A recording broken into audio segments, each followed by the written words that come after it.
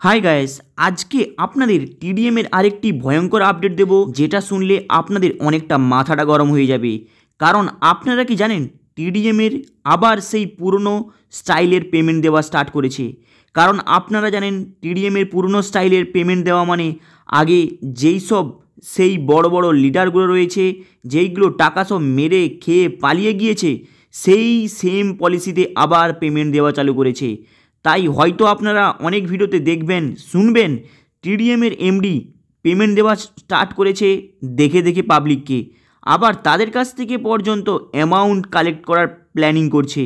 কিন্তু আপনারা কি জানেন এই টিডিএমের এমডি কিভাবে মার্কেটের মধ্যে আপনাদের সামনে স্ক্যামের পর স্ক্যাম করেই যাচ্ছে? ভিডিওটাকে মন দিয়ে দেখুন। আপনারা হয়তো দেখেছেন এইচকেনের নাম্বারটা নেওয়ার জন্য এবং সেখানে 1150 টাকা দিয়ে ডিপোজিট করলে আপনি কিন্তু সেই এইচকেনের মাধ্যমে পেমেন্টটা পাবেন। এইভাবে এইচকেনের নাম্বার অনেকে নিয়েছে, পেমেন্ট করে দিয়েছে, কিন্তু সেখানে কোনো অ্যামাউন্ট দেয়নি।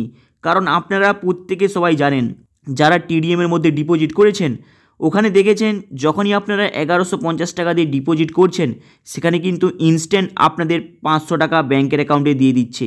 কিন্তু আপনারা কি জানেন এই 1150 টাকা ডিপোজিট করার পরে প্রায় 10% মানুষকে অ্যামাউন্টটা দিয়েছে, কিন্তু বাকি পুরো 80% মানুষকে পুরোপুরি তার অ্যামাউন্টটা মেরে নিয়েছে, সেখানে কিন্তু 1 টাকাও দেয়নি। প্লাস আপনারা কিন্তু বলতে শুনছেন না যে টিডিএমের এমডি এই মাসে পেমেন্ট দেবে এইচকেনের মাধ্যমে। তারা কিন্তু এই মাসে পেমেন্ট দেবে বলছে ব্যাংকের মাধ্যমে, মানে যেটা ডাইরেক্ট ব্যাংকের মাধ্যমে দেবে, তাদের নিজস্ব ব্যাংকের মাধ্যমে নয়। তাহলে এই এইচকেনের মাধ্যমে সেখানে যে পয়সাগুলো যে লুটে নিয়েছে কয়েক মাস ধরে, সেখানে যে এই পয়সাগুলো লুটে নিয়েছে প্রায় এপ্রিল মাসে মে মাসে, তাহলে সেই অ্যামাউন্টটা গিয়েছে কোথায়? সেই অ্যামাউন্টটা কাদের পকেটে ঢুকেছে? এইখানে হলো আরেকটি প্রশ্ন। তারপরে আপনারা হয়তো দেখেছেন ইউপিআইয়ের মাধ্যমে পেমেন্ট দেওয়ার জন্য পলিসিটা নিয়ে আসে, সেখানেও কিন্তু বেশ কয়েকদিন চলে, তারপরে সেটাও বন্ধ হয়ে যায়। তা আবার চালু রেখেছিল কয়েকজন পাবলিককে দেখে দেখে।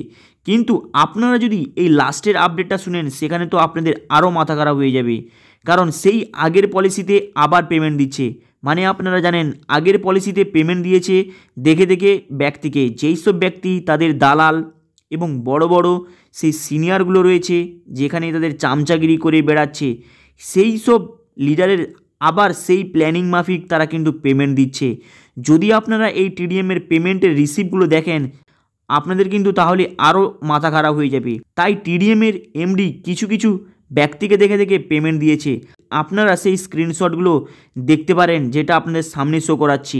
কিন্তু এখানে একটি ভয়ঙ্কর প্রশ্ন উঠে আসে, কারণ আপনারা জানেন টিডিএমের এমডি প্রত্যেকটি মানুষকে বলেছে তারা 5 থেকে 10 তারিখের মধ্যে পেমেন্ট দেবে। কিন্তু আপনারা হয়তো শুনেছেন এখনও পর্যন্ত 100%-এর মধ্যে 10% মানুষেরও কোনো ব্যাংকের অ্যাকাউন্টে পয়সা আসেনি। এই পয়সাগুলি আবার আস্তে আস্তে এই সেই বড় বড় লিডারের পকেটে কিন্তু কোনোভাবে কোনো না কোনো দিক থেকে চলে যাচ্ছে।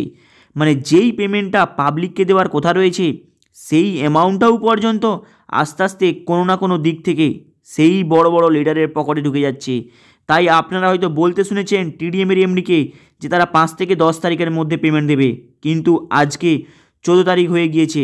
আপনারা দেখেছেন মাত্র পেমেন্ট দেখে দেখে কিছু ব্যক্তিকে দিয়েছে, সেই সব ব্যক্তির নাম মেনশন নেই, কিন্তু পেমেন্ট যে ব্যাংকে পাঠিয়েছে সেই সব রিসিপ্ট আপনাদেরকে দেখিয়ে দিলাম। তাই এই টিডিএমের এমডিকে এবং যেই সব লিডার রয়েছে একে হেল্প করছে তাদের নিজেদের মতো পেমেন্টটা গুছিয়ে নেওয়ার জন্য, সেই সব লিডারকে কিন্তু ছাড়া যাবে না। কারণ আপনারা প্রত্যেকে জানেন এখানে অল পাবলিকের অ্যামাউন্টই পুরোপুরি ডিপোজিট রয়েছে। তাই এখানে আপনাদের সবাইকে উঠে পড়ে লাগতে হবে। তাই সামনে যেহেতু ইলেকশন রয়েছে, ইলেকশন তো আর কয়েকদিন পরে শেষ হয়ে যাবে। এরপরে টিডিএমের এমডিকে একটি বড় রকমের শিক্ষা না দিলে এদের পিছনে সেই বড় বড় লিডারগুলি যেইভাবে পয়সাগুলি লুটে খেয়েছে আগের বিজনেসে, সেম একইভাবে আবার সেই লুটে খাবার প্ল্যানিং চলছে এবং আবার সেই লুটে খাচ্ছে এবং দেখে দেখে পেমেন্টগুলো ক্লিয়ার করছে। কিন্তু যদি আপনারা অক্টাএফএক্সে দেখেন প্রায় অনেক মানুষ রয়েছে যাদের ব্যালেন্স জিরো হয়ে গিয়েছে, কিন্তু এই মুহূর্তে অক্টাএফএক্স কিন্তু পুরোপুরি টিডিএম সামলাচ্ছে না এবং টিডিএমের এমডিটাও কন্ট্রোল করছে না, অক্টাএফএক্সের ডিপার্টমেন্ট কন্ট্রোল করছে। কারণ যদি আপনারা দেখেন এই তুষার ভঞ্জ মানে এই উড়িষ্যার ব্যক্তি এবং পুলমার পার্টনারশিপ উড়িষ্যার ব্যক্তি, মানে সেম এই দুই উড়িষ্যার ব্যক্তি বড় মার্কেটে ব্যাপকভাবে একটি চিট ফান্ড করে পাবলিকের পয়সায় হিউজ পরিমাণে কামানোর চেষ্টা করছে। কারণ যদি আপনারা দেখেন পুলমারও সেম উড়িষ্যার ব্যক্তি বড় রকমের স্ক্যাম করেছে, সেম টিডিএমের তুষার ভঞ্জও আপনাদের সামনে একটা বড় রকমের স্ক্যাম পুরো চোখের সামনে করছে। আবার যদি আপনারা কিছু বড় গলায় কথা বলেন সেখানে কিন্তু আপনাদেরকেই ঘুরে ধমকানি দিচ্ছে, মানে আপনার পয়সাটা নেবে প্লাস আপনাকে ধমকানি দেবে।